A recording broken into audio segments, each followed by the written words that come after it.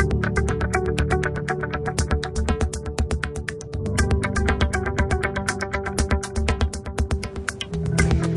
here with Peter Major from InTACT ACT for the eSecurity for Government 2010 conference.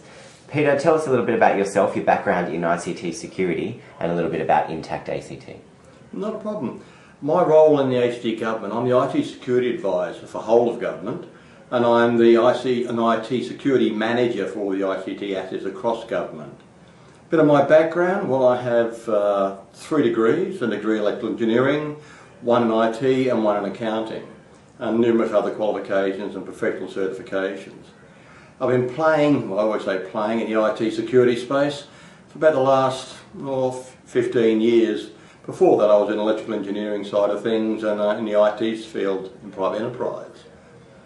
InTACT was a funny way. Many moons ago when outsourcing became the flavour of the month. The ACT government took it upon itself and said, no, I'm going to get a better return on investment by insourcing. And out of an insourcing model they formed InTACT. And now InTACT is the ICT provider to the ACT government, all its hardware, software and everything else.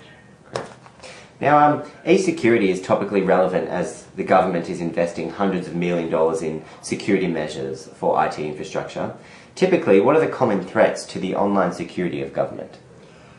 It's quite funny. The way I look at this is the threats from outside are always present. However, it's the threat from the actual government themselves. And what happens, they want to deliver services yesterday. Everything has to happen. They get a new initiative, they get a new budget imperative, and they want to deliver the services effectively and efficiently to the market as they can, which then drives change. Unfortunately, with change happening so fast, you tend to lose the rigour of how change control happens, and websites and portals become available too quickly. An instance of this was going back many years now when they tried to launch their ABN tax number type setup in ATO. That was a very, very short span project, and the poor pressure the teams were under, it ended up as a sacrifice in security to get the outcome, and they paid a penalty. That is not an abnormal situation. Many agencies survive because they didn't get pinged, but if it is, we have to take a rigorous governance approach to all development and all delivery of e-government and e-business. It may delay things, but that delay can actually save you a lot of time and a lot of money in the future. How can the industry, government and the community work together to develop future responses to e-security? Industry, I'd like to see tools, more standards, more rigour in the standards for development of applications, for training, especially if you're looking at let's call education industry, educating our programmers and future developers, how to program rigorously. Government, invest in R&D, invest local. Why buy overseas when we have some of the best ICT professionals in Australia? And the community, well, that's going to be evolutionary. As mum and dad and the baby boomers, my generation, fall off our perch, the kids are going to come along and they will know how to keep their PCs at home robustly secure, and they have security on their mind. Once they get past their Facebook and Twitter phase, hopefully their ability to put their antivirus software, keep their firewalls up to date, and not become an attack vector used by the enemy against us. Now let's talk about the role of raising awareness and education of e-security and who this applies to. What steps are being taken currently? Within government, the steps are quite robust and rigorous. We've got the Information Security Manual, we've got Protective Security Policy and Guidelines, we've got a Protective Security Manual, and we have a whole lot of standards we use in-house. Rolling out governance and education within government is quite good.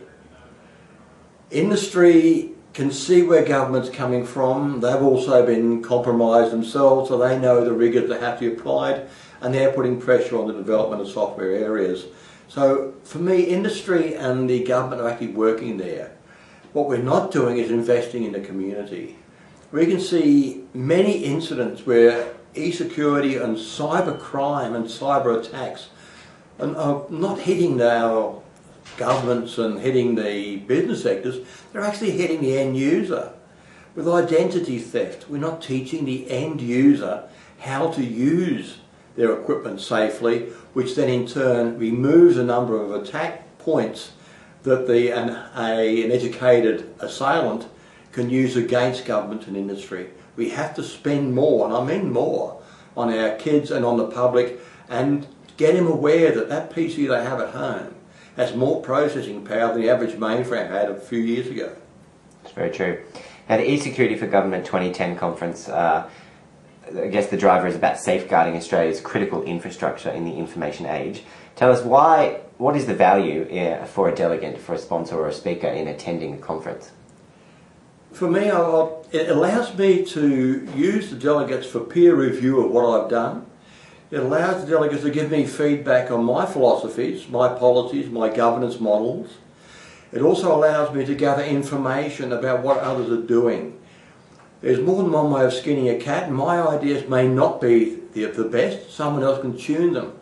And by attending conferences of this nature and getting a lot of peer input and a lot of compatriots talking together, I can glean and come back and get a better value for my investment in security dollar for the ACT. We're only a small jurisdiction, and any money I can save is money well earned.